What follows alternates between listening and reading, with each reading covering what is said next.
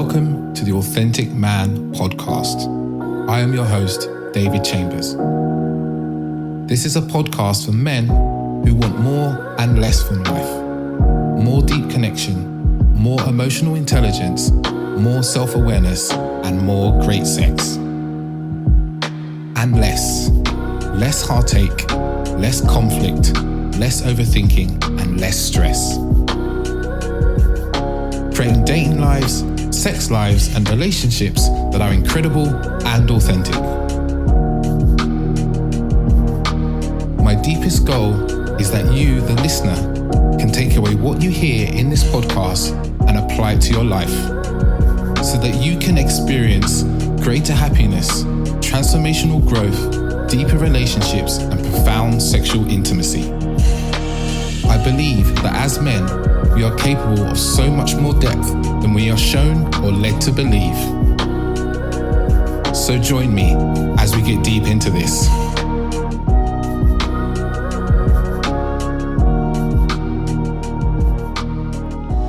Welcome back to another episode of the Authentic Man podcast with me, your host, David Chambers. It's a special episode because, I'm on my own and I don't do that many episodes on my own. I think it's the second one. And I just felt, I guess I do the weekly ones, the mini ones every week. There's plenty of those. If this is the first time you're listening to this podcast, I'm a dating, relationship and intimacy coach and I work mainly with men and couples with my partner also, around helping people basically deepen their understanding of themselves, deepen their enjoyment of life, deepen intimacy, as well as have better dating experiences by being more authentic, bringing out that authentic self and removing some of the layers of fear and worry and judgment. I think a lot of the work I'm doing now with men is allowing them to see these layers of fear that we have and just looking at it for what it is, shifting our thinking around that. If we shift our thinking around our fears, then, we basically experience life completely differently. And I've been saying this a lot to people, as if you can shift your thinking by 4%, right? Just 4%, your whole life will change. Because we have, I think this is, I can't remember the exact numbers around our thinking, but I think it's like 80% of our thoughts are the same every day. And if you just shift 4% of your thinking, of your actions, your life really can change. You end up with a new job, new experiences, all sorts. So that's really the work I'm in. But this episode today is really going to talk about sexual performance, sexual stamina, because this is something that I do a lot of work with men around helping them enjoy the sexual experiences more, but also last longer, because often for us, if we can last longer, we can enjoy it more because it's lasting longer and so forth. So, we're going to talk about that, but I'm just going to let you know about some workshops I have coming up in the not too distant future. There's only a couple at the moment, one on the 9th. So if you're listening to this on the 8th when it's released, then, tomorrow I have a workshop about being authentically attractive. And this is really talking about some of the work I do around fears and helping men get over those fears and look at them for what they are. Because fear is one of those things that is there. You're never going to completely get rid of your fears. You just have to relate to them differently. That's not something that stops you. But also in the workshop, I'm going to talk about, what stops us from being authentic and why it stops us, why we get this programming around we shouldn't be who we are. And then also how you can live a more authentic, attractive life, communication, how you can connect with men and women and so forth. And this workshop is for all genders, so men and women, and other genders completely, and how we can, just be more authentic. Because the more authentic we are, the more you show up as the authentic you consistently over time, the more attractive you are to people, the more attractive you are to yourself. So that's on the 9th of December. If you can't make the 9th of December, I do record all my workshops, so just buy a ticket and then I'll send you the recording, usually the same evening. The other workshop I have is how to create a conscious relationship. That's on the 12th of December at 5 p.m. UK time. I'm running that with Orsa, my wonderful partner. And this is really a beautiful workshop we've been putting together for a long time now around, how you can develop and create and sustain conscious relationships. So it's really for people who are single, in relationship, just ended relationship, all relationship statuses are welcome, because if we can be more conscious of our triggers and our fears and our worries, and we can be more conscious of our partner's fears, triggers and worries, and also be conscious of what we're trying to create going forward, the vision for our relationship, we're going to have a better relationship, especially if we can add into the mix some good communication. So we're going to be talking about all those things and giving you some tools and tips that you can take away and you implement in your life and in your relationship, because we want people to have better relationships ultimately. And out of the back of that, we're likely to be creating some sort of longer course, but that will come in the not too distant future. So so today I'm going to talk about sexual performance. This is something that, like I said, I do a lot of work with men, and I guess I want to start by saying that I talk about sexual performance a lot, not because I think it's super important in terms of you need to be the man and last longer. I actually talk about it a lot because, from my experience, is when we as men can not worry about our sexual performance, meaning we are out of our heads, we can be present, right? We can be in the moment with our partners. We are able to connect more deeply. Because when we're stuck in our heads worrying about how long we're going to last, or if the woman we're with is going to enjoy it, if you're in a heterosexual relationship, if she's going to enjoy it, then it's very difficult for you to really be present to the beauty of lovemaking, the beauty of having sex with someone, the connectivity that you can create, because you're so stuck in your thoughts that you're really disconnected from your body. And, sex is pretty much done through the body, really, when I say, when I use the term sex, it's always worth noting that I don't just mean penetration. I mean everything that includes, from foreplay and all that can include foreplay up until what I like to call afterplay, when you're just kind of lying there together, right? Sometimes I will refer to these different parts, but when I talk about sex and having sex, that's the whole kind of package to me. So, like I said, the aim here isn't necessarily to be, let's be the greatest lover and, sleep with loads of women. So for some people that is their aim, and I've been there. I've been in that world. And, it had some uses for me. It taught me a lot of things in many different ways. Some lessons I could have learned in different ways, but I didn't. That was my experience. But ultimately, it's like we want to have sex and we are craving sex. One, because there's a biological part of us that really, craves having sex. But I also really believe there's a deeper spiritual driver for us to have sex, which is we crave this feeling of oneness and union. And to feel that feeling of oneness and union, you can really only feel that in sex as a human being, because you are literally inside another person. And then the oneness also, that's a physical level of union and oneness. And then on top of that, the next level I see for us is where, when we are kind of letting go of the thoughts, letting go of this idea of us being separate human beings, and we are breathing together, we are moving together, we feel like we are deeply connected with the other person's thoughts and feelings. You can almost, it's something that I really work on myself and teach some of my clients, is like, how can you feel the woman you are with while you're making love to her? Like, how can you feel her, what she's feeling, what she would like, all these things? How can you be so present that you feel that connected to someone? So this is one of the reasons I talk about sexual performance so much, because it's really like, it can really shift how we our sexual experience. And I know from speaking to plenty of men who come to me for help and to work with me, that when we are not able to enjoy sex, it really has a detrimental effect on our mental health. Ultimately, it has a real effect on our mental health. So that's one of the other reasons I talk about a lot, but it also has a huge effect on our ability to feel manly. And I know this isn't necessarily, I don't want to use the words right or wrong or correct, but how it truly is. It's not really how it truly is, right? If you are a man and you are lasting 10, 30 seconds, it doesn't make you any less of a man.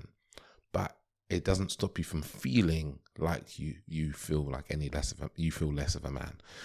And I know from my own experiences in my life and my clients as well, is that, when we are going into sexual interactions and we're really fearful we're not lasting long enough as long as we want to, then we leave feeling really disappointed in ourselves. We feel unhappy, and all these things really contribute to not allowing us to enjoy the experience of having happy lives. So inside of all this is an important topic. And also, I love Tantra, and I practice Tantra. So it's a big part of the masculine, the men's role in Tantra is to be, deeply present and to learn to control his urges and learn to control his sexuality and sexual continence and so forth, and non-ejaculation and semen retention and things like that. So that's what I'm talking about. So I want to start with a statistic that I have in one of my workshops, actually, which is around how long men last.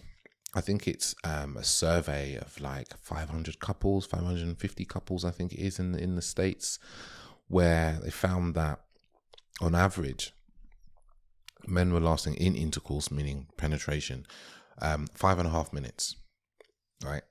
And when I say this statistic to men, they're always a bit shocked, really, actually. Sometimes they know, but quite often they're quite surprised, because we've kind of been groomed on this idea that, sex should be lasting hours a lot, and, the intercourse part, the penetration part should be, the main part. And actually, it's not necessarily going to be that way. It's not uncommon. I'm trying to think of my own sexual experiences. For me, I think often foreplay is maybe 50%, anything from kind of 30 to 80% of the sex is foreplay. Depending on the partners I've been with, even in my current relationship now, I've also can really fluctuate. So as much as we think that intercourse is the main dish, if we're going to talk in terms of food, it's not always that way for people. It's not always their experience of enjoyment. So the 5.5 minutes is really the average, right? And I believe that we can move beyond that average. Like we really can, because we just, a bit of consciousness, a bit of awareness of one's own body and arousal and so forth, and even just relaxation, which I'll get onto in a bit, can make a huge difference. And then also added in there in terms of sexual performance, you can't kind of forget the idea that how long do people on average want to have sex? The whole thing. And it's been, again, another piece of research is that on average people want to have sex between like 18 and 19 minutes, meaning that that's actually not that long. And there's no judgment there. That's not a huge amount of time, right? When you add in some foreplay, you add in some kissing and caressing, and then you add in the intercourse, which, you can change, move position and so forth, and then some afterplay, 20 minutes goes pretty quickly, right? And this is the average, and that's what most people want. And again, from my experience, we all live busy lives, and having sex for 4 hours isn't always what we can do. It's something that you can do. You can start to create that and schedule that with your partner. But it isn't necessarily feasible for everybody to be doing all the time. We might not want to. Your partner, the women you sleep with, I'm assuming that most people listening to this are men, but ladies, if you're listening, this is very useful too. Many women I've been with actually don't like having penetration for that long, for beyond, 20 minutes. I can definitely think back to past partners where after penetration for like 10, 15 minutes, they're like, oh, this is hurting, I'm not comfortable. And you're like, okay, cool, we can stop. So this idea that, hard and fast penetration is what every woman wants is really a myth. It is a pornographic myth. And I guess I should, caveat, like porn is like, we have got a lot of sex education from porn, and I don't like to demonize porn and blame porn for all of our sexual problems, because I don't think it is the only reason. I think religion plays a huge part on a different side. I think society and taboos and culture, but that goes hand in hand in religion in my eyes, still plays a huge part. But in terms of how long we should last, a lot of it comes from bravado, men speaking and saying they last for hours and hours. And, from porn, because that's what we watch. That's what we think, okay, this is what it's like. It's interesting is that we watch porn, and porn is really entertainment, adult entertainment. In fact, that's, it's called the adult entertainment industry. It's adult entertainment, and we watch it as if it is the real thing. You know, it's like watching reality TV. Actually, no, it's not even like watching reality TV. I take that bit back. It's like watching movies, right? It's like watching Star Trek and going, this is how the world is. Because that's basically what porn is. It's fantasy, you know, and we watch it and we take it in as if it is truth and gospel because it kind of looks real. Or it's like watching Friends, actually, and going, this is how life is. And there's a part of our brains that, you know, has no idea that what we watch is real or fake. You know, we emotionally react.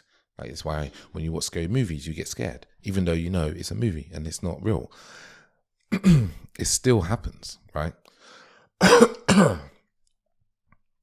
So the idea that we would watch porn and take our lead from that of how sex should be and how big our penises should be and how long we should be having sex for, and how this is how women orgasm and come and how men orgasm and come, and we reenact these things out, is ludicrous, basically, because it's not how it is.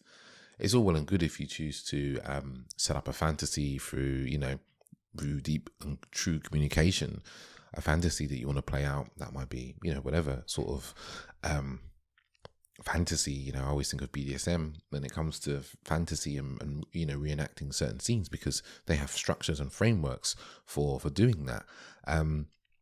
But a lot of us go into sex with this idea of this movie playing in our head, you know, this movie that we've taken from watching porn, and be like, this is how it needs to be. And then we have sex with someone else who's had the same movie, and then we try and reenact these scenes out, not really saying what we want, because we think that's not how it is, because when we watch porn, no one communicates. We could go on for hours about that, but, you know, ultimately, you know, part of the sexual performance, sexual stamina piece is a level of communication, you know.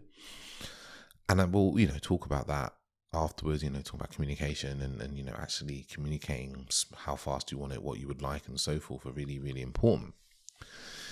But I'm going to dive into first to talk about what stops you from lasting long enough. Because ultimately, that's one of the things you really want to know. It's often the thing that is, you know, forgotten, the root cause. You know, we live in a society that, from a medical point of view, is really more obsessed with solving your symptoms than looking at the root cause. You know, and if I tell you some of the root causes of you know, sexual performance problems, like obviously there is like medical problems when it comes to that men have, that might be around, you know, blood flow to the penis and so forth, right? But most men don't have that. You know, most men, in my experience, it's not a medical problem, not a physical medical problem, right? What I have seen a lot is stress and anxiety, you know, because, you know, when we get stressed and anxious, our body, it kind of activates our sympathetic nervous system, right? That's the kind of fight or flight response. You know, you get tense, you get adrenaline in the body and so forth. And when that happens, among many other things, you know, this constricts the blood vessels in the body, right? Especially the blood vessels that are going to the penis and so forth, right? But it also increases stress hormones like estrogen, neuroestrogen, and cortisol. And this leads to an increase in blood pressure levels and subsequently reduces blood flow to the parts of the body such as the penis. Because ultimately, we are animals that were meant to be in the plains of, I always say the plains of Africa, because it just feels very, you know, in the plains of Africa, and you're imagining that a lion is coming towards you, you know, you want to know about, you need to run. The thing you're not going to need to think about is having sex. So your penis has no real purpose at that point. The only problem is our body hasn't really adjusted to the idea that we don't have to really worry about animals eating us anymore.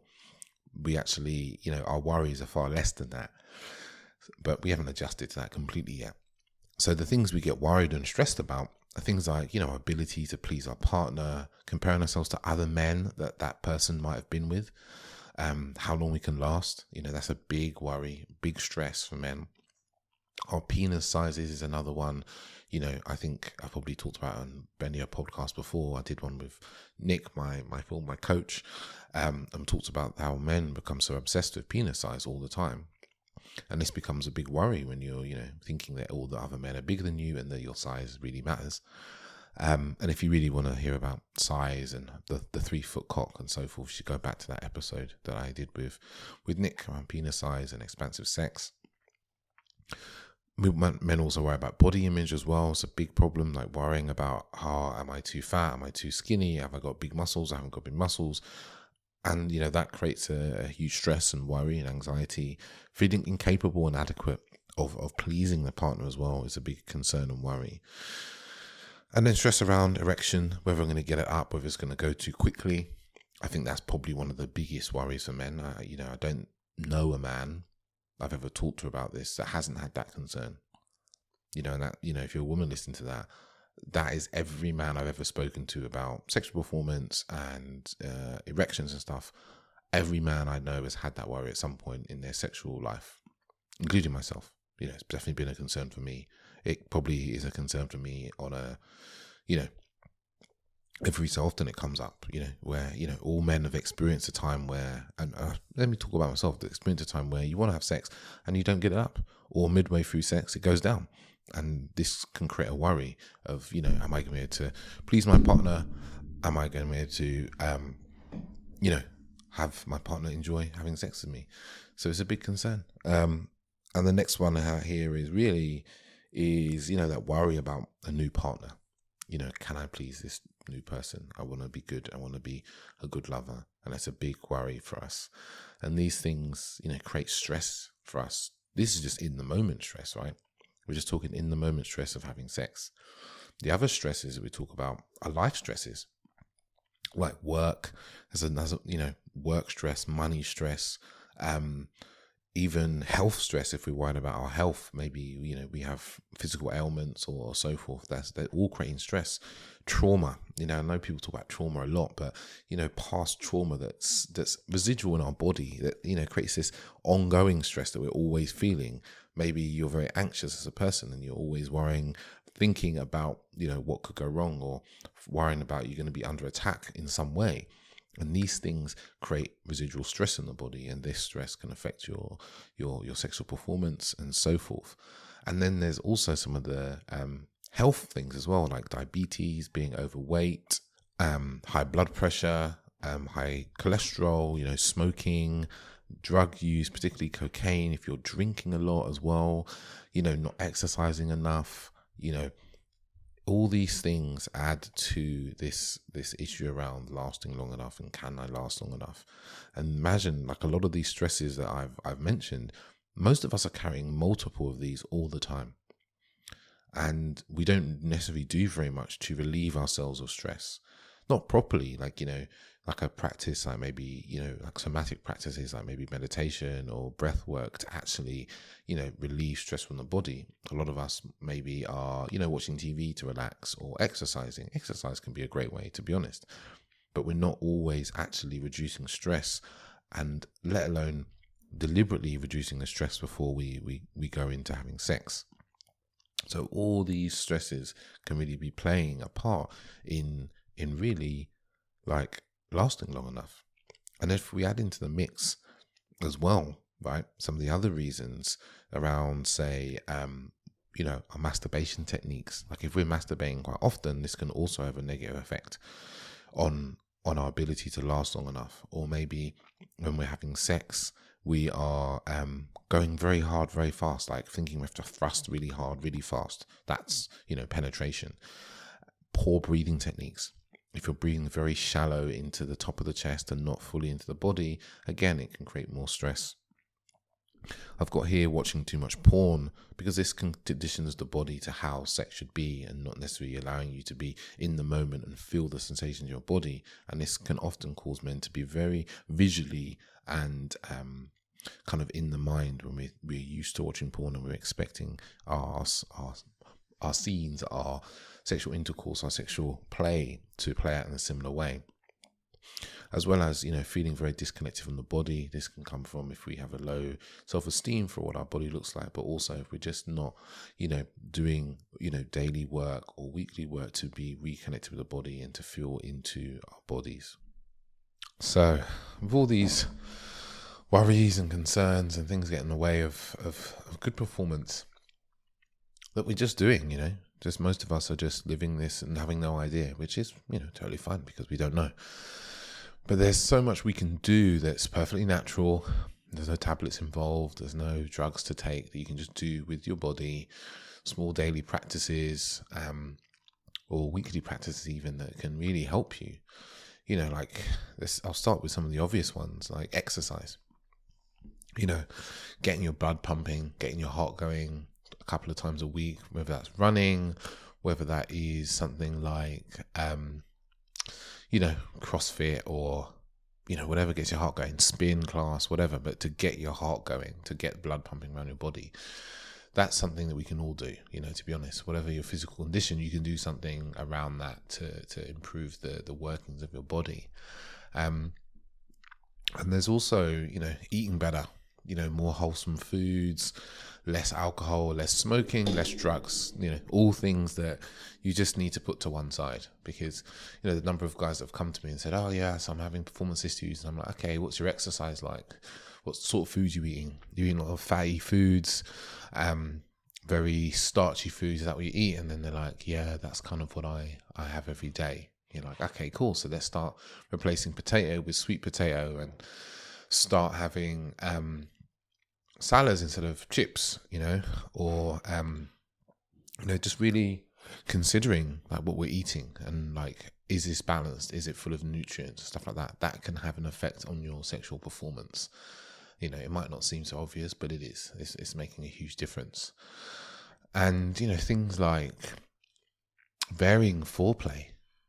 So that the foreplay you're having isn't super linear. Isn't like, I'll touch, okay, clothes off, touch the body a little bit, some kissing, touch the cock, touch the pussy, put it in, and then, you're into intercourse. If you start to vary foreplay in gentle, light touches, slow build up, so maybe some massage, some kissing, some caressing, and then maybe back to massage again, maybe there's some oral sex in there, and then maybe you go back to, playing with the clitoris or, hand jobs. I always laugh at hand jobs because it's something that I don't know if there's any man here just like, yes, I love hand jobs. No one really seems to like hand jobs. That's a topic for a different episode, because I know exactly why men don't like hand jobs.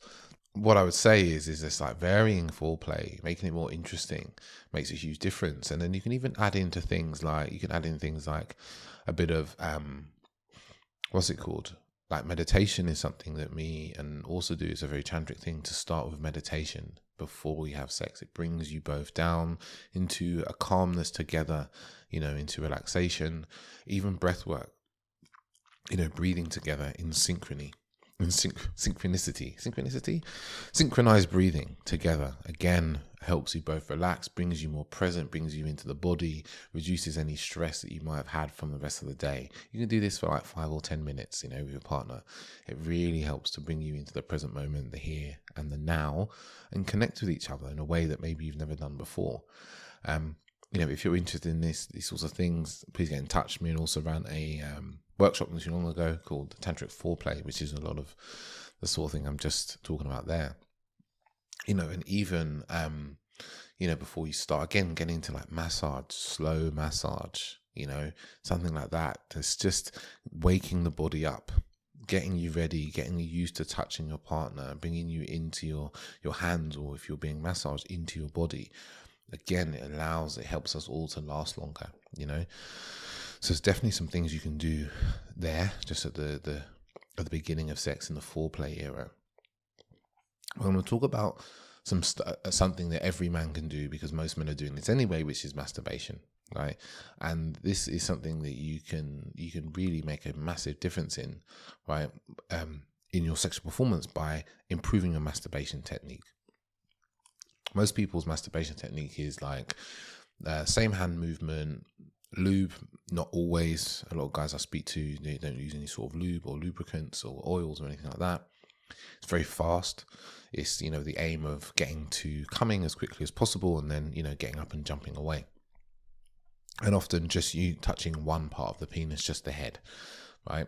So this is causing part of the problem, is because there's not this varied sensation or this varied way of touching our penises that, it feels the different sensations of what closer to what it would be like to be inside a vagina, for instance, right? So one of the things that I recommend is slowing everything down. When you're masturbating, is turn it into a bit of a ritual, almost a meditation, right? So I recommend, this is something that I do, and I often do for on a daily basis or multiple times a week, which is, put some music on. I lie down in my bed, put some music on. I might even tell also, like, I'm going into the bedroom, I'm going to masturbate for a while. And she's like, okay, cool. So she knows not to disturb me.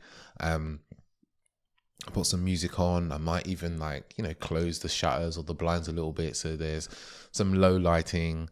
I may even light a candle, some incense, just to change the mood of the room, change the atmosphere to make it all very relaxing, And then I might meditate for 5 minutes or so, again, just to bring myself present to my body and being in the here and now, and let go of some thoughts and ideas and feelings I had before.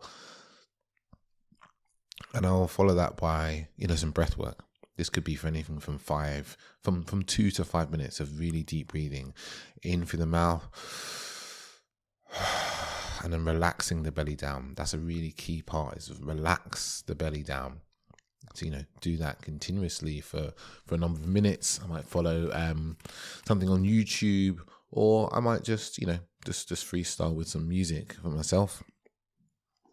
One of the things I don't do is I don't use porn, because I want to bring the sensation of arousal in to be coming from my body, not to come from an external source. Like, a lot of us are so conditioned to watching porn to get aroused that being touched doesn't necessarily arouse us. We need to look at something that's outside of us to feel aroused. So I've deliberately done this over the years. It's probably 3 years since I've regularly watched porn, is so that and this has made a huge difference to my sexual performance, to be honest, right? This not watching porn and being aroused by my own body, it means I'm a lot more connected and understanding of my own arousal and, the levels that I go through. It's a really, really important part, is to put porn to one side. Another thing that I do is I slow down. This whole, masturbating, it's nice and slow, it's gentle. I'm not in a rush in any way. Like, I might set timers, for instance. Like, I might time box this whole thing to 20 minutes, but I'm just moving slowly. I'm staying present to the sensations in my body, what I'm feeling. And this is something I give to so many of my clients, and so many come back to me and like, man, this is amazing. Like, I'm really enjoying this. And I'm really having amazing results with my partner or the women I'm sleeping with. So, this slowing down makes a big difference.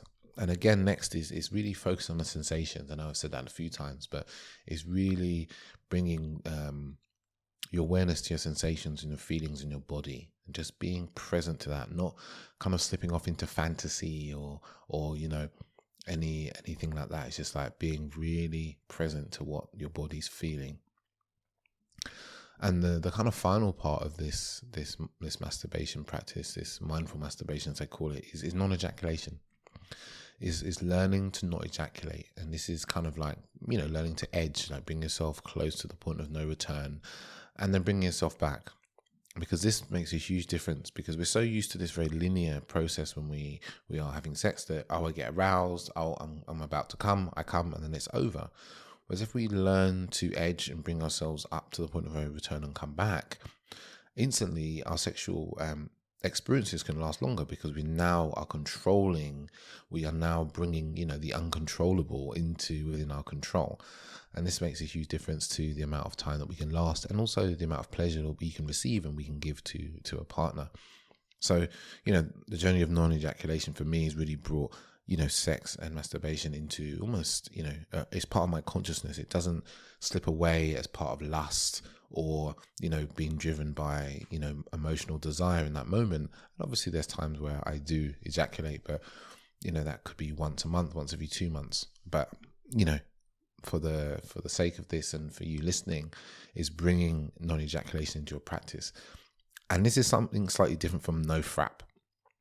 My limited experience and no knowledge of no frap is like no masturbation, no porn, no ejaculation, which, has its place, for people, especially those of you who've had like porn addiction and stuff. But the difference here is that instead of just abstaining, right, which often is the way that we do, is actually to bring in this as a kind of as like part of our consciousness practice, to bring this in as part of something that we are consciously aware that we are doing.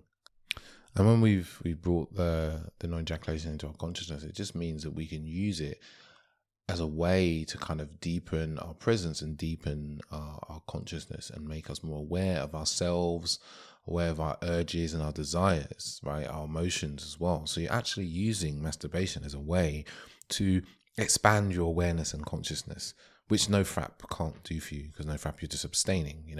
It's like if you have a fear around talking to women, right, or you think it's gone badly, then abstaining from talking to women will solve your problem. You won't have to deal with your fear. But if you face your fear and you become more aware in doing so, you actually learn more and more. That's kind of the comparison, which may not be a great comparison, but it's the one that came to my mind at that moment.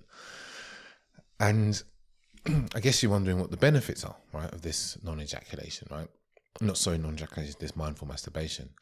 You're going to feel more connected to your body. You're going to feel more connected to your cock.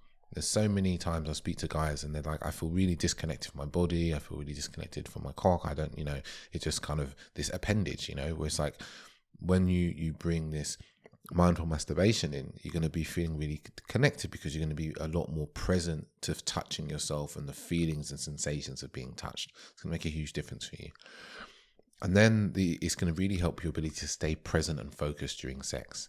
And I know this is one of the number one problems that people have, is staying focused and present during sex. Because, a lot of the workshops I run around sex and intimacy, when I ask what the challenges are, that is one of them.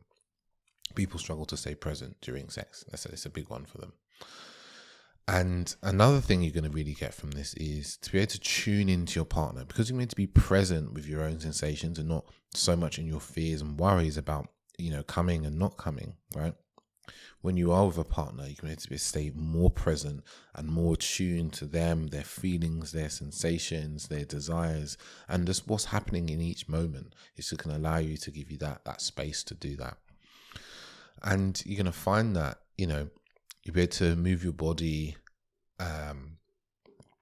more just during intercourse. You're going to be more in flow because you would have been, again, you're going to be grounded in your own sensations and feelings and not so kind of up in the head, So you're going to be more in a state of flow when you are with a partner, when you're making love, when you're having sex.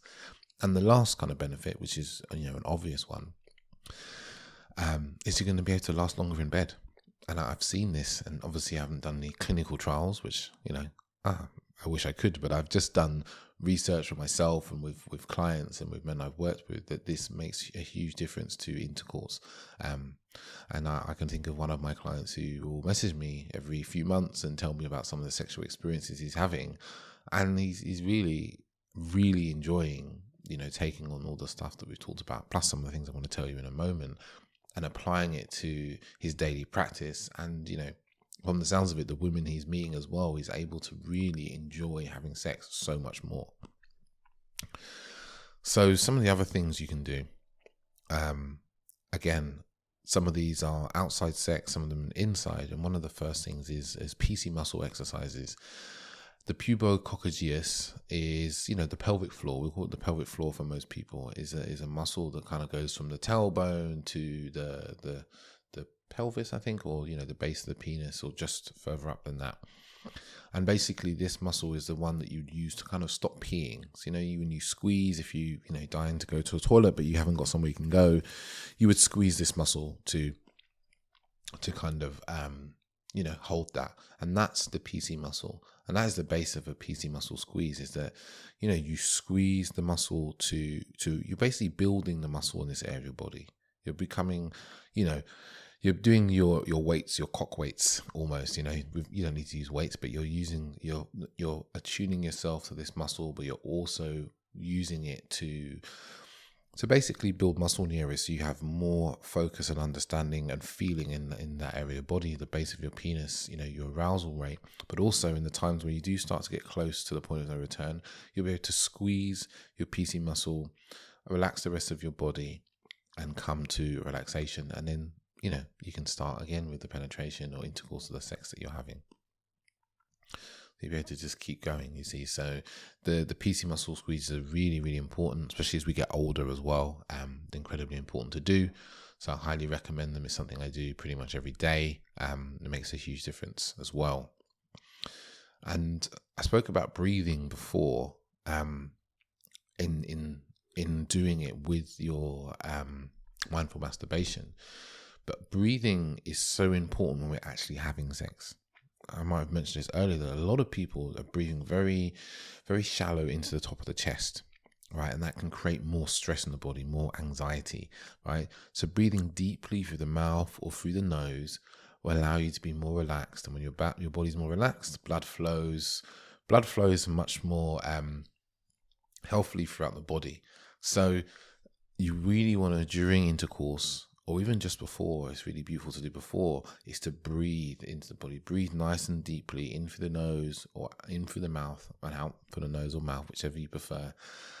It just really, you're going to find it really makes a huge difference to your awareness of your body, but also how long you can last. It makes a massive, massive difference, this does. And one of the other parts here, and probably the last bit I'm going to talk about today, is slow penetration. This is something that I learned about recently. I was reading a book by Diane Richardson. It's called Tantric Sex for Men. And it talks about, in the book, this slow penetration, where basically as you are entering the vagina, you take so much time as to, you would take minutes, like 2, 3, 4, 5 minutes to fully enter the vagina. So slowly moving your penis in. So like maybe you might move and then hold for 10, 20, 30 seconds and move a little bit more, but really moving millimeter by millimeter. And this just, is a very different way of entering, because we're so used to just like going straight in, It's actually just taking the time, right, to penetrate the woman that you're with. Take your time. There's no rush. You can just slow down. And it makes a huge difference. And you can take this kind of slowing down into your sex in general to last longer, to increase your stamina. It's just to take your time. There's no rush. You can slow down. There's no rush to go anywhere. And this will make a massive difference to how long you last, because you don't need to be thrusting as fast as you can all the time. You can vary the pace, you can speed up and you can slow down. It's really, it's really something that's within your choice. And it's really that, there's this idea that we have to go a certain speed, it has to be this way. And it doesn't. There's nowhere written in the world that, says sex has to be a certain way.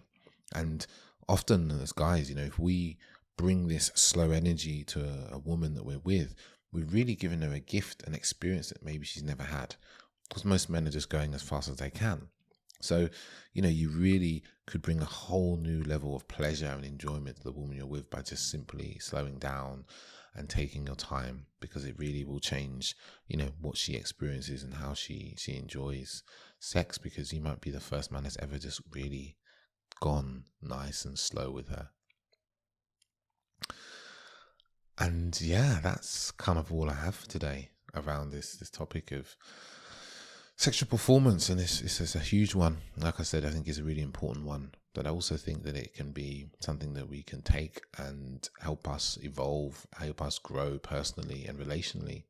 Because when we can get out of our head and out of our fears and worries, it allows us to be present, present to what's happening. And I think, you know, also one of the things I leave you with is that it's nothing for you to be ashamed of. You know, not being able to last as long as you want to. And I always say that because I think most men's problem isn't that they don't last long enough. It's just as long as they want to. It's nothing to be ashamed of. Communicating this with your partner or a friend or, you know, someone you trust can make a huge difference and can really take a weight off your shoulders by just simply talking about it. You know, this is things that I've talked about with friends for years. You know, I remember the first time I had a conversation about this, I was probably about 19 or 20.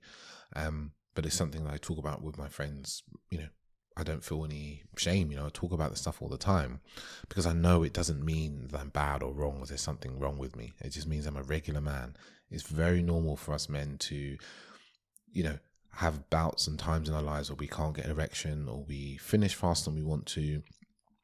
You know, it's a very kind of wave-like thing. It might come into your life sometimes and go. It doesn't mean there's anything wrong with you. If it's a prolonged thing, you know, would be remiss not to tell you that if you find that you are consistently having erectile dysfunction can be a precursor for heart disease or any heart problems. So it is worth going to a doctor to talk about that. And, you know, it could save your life.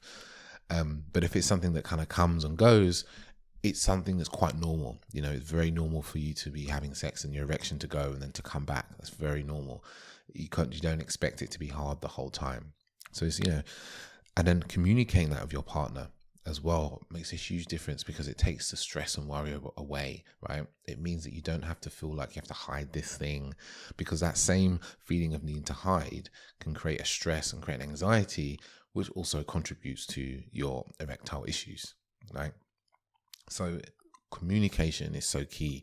You know, I found in my experience, women, they don't often know about these sorts of problems that men have, right? But they're incredibly empathetic when you actually talk about them, and you'd be surprised, and it actually can bring you closer to someone when you discuss these things with them, because they're suddenly like, oh wow, like I have my own fears and worries, and I worry about, you know, women often worry about their bodies, or if they get wet enough, or they're, you know, making enough noise and all these things. And then it opens the door to closeness. It opens the door to more communication and more connection.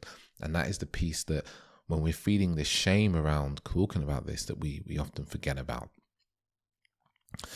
So that's enough for me. If you're interested in diving deeper into this topic, you know, you want some coaching, you want some help around this, and please get in contact. You can find me on Instagram at @theauthenticman_, or you can email me at hello@theauthenticman.net. You can check out my website as well, theauthenticman.net. Yeah, you can feel free to drop me a message and ask for some help, how I can help you, how we can talk about that. Because, you know, these concerns often are also rooted, you know, they show up in other areas of our lives, and it's, you know, it's really important that we tackle these things, because we want to live healthier, happier lives ultimately. But until next time, people, have a wonderful day, and I will speak to you soon. Ciao, ciao.